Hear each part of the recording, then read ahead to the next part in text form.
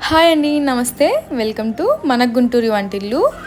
ఈరోజు ఎంతో టేస్టీగా ఉండే పన్నీర్ గ్రేవీ కర్రీ రెసిపీని మీతో షేర్ చేయాలి అనుకుంటున్నాను. ఈ పన్నీర్ కర్రీ రోటీలోకి, చపాతీలోకి, బిర్యానీ రైస్లోకి చాలా టేస్టీగా ఉంటుందండి.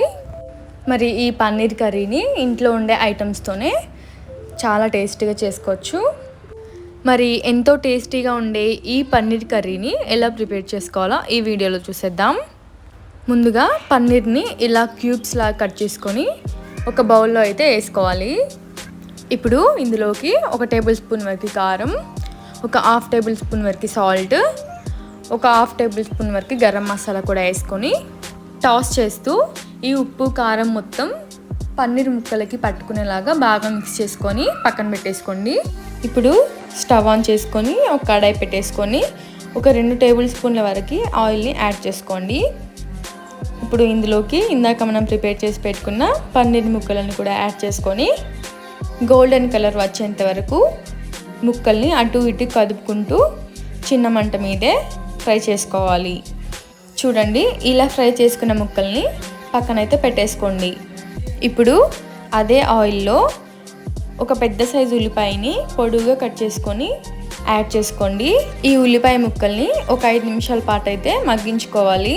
ఉల్లిపాయలు పచ్చివాసన పోయేంత వరకు వేగిన తర్వాత ఇందులోకి ఒక మీడియం సైజ్ టమాటాని చిన్న ముక్కలుగా కట్ చేసుకొని యాడ్ చేసుకోండి. అలాగే ఇందులోకి ఒక 6 నుంచి 7 వెల్లుల్లిపాయ ముక్కలు, ఒక 6 నుంచి 7 అల్లం ముక్కలను కూడా యాడ్ చేసుకొని 1 నిమిషం పాటు ఫ్రై చేసుకొని స్టవ్ ఆపేసి చల్లారనివ్వాలి.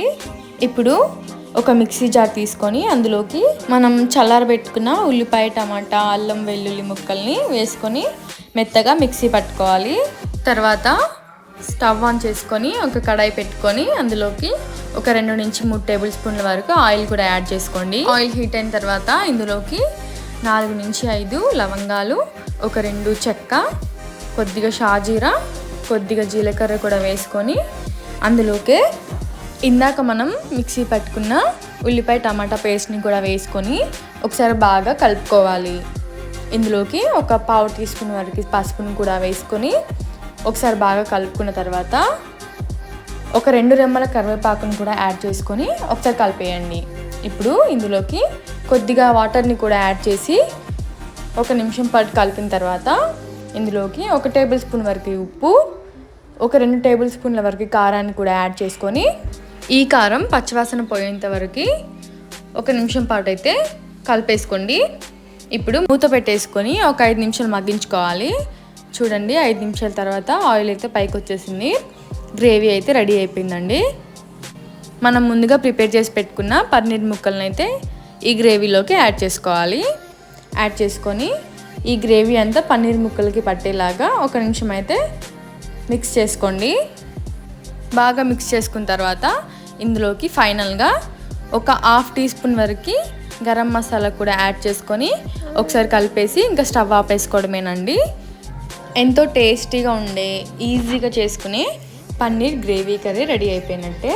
మరి ఎంతో టేస్టీగా ఇంకా ఈజీగా అయిపోయే ఈ పన్నీర్ గ్రేవీ కర్రీని ఎలా ప్రిపేర్ చేసుకోవాలో ఈ వీడియోలో చూశారు కదా. మరి ఈ పన్నీర్ కర్రీని మీరు కూడా ఇంట్లో ఒకసారి ట్రై చేసి ఎలా వచ్చిందో నాతో కామెంట్ బాక్స్లో చెప్పండి.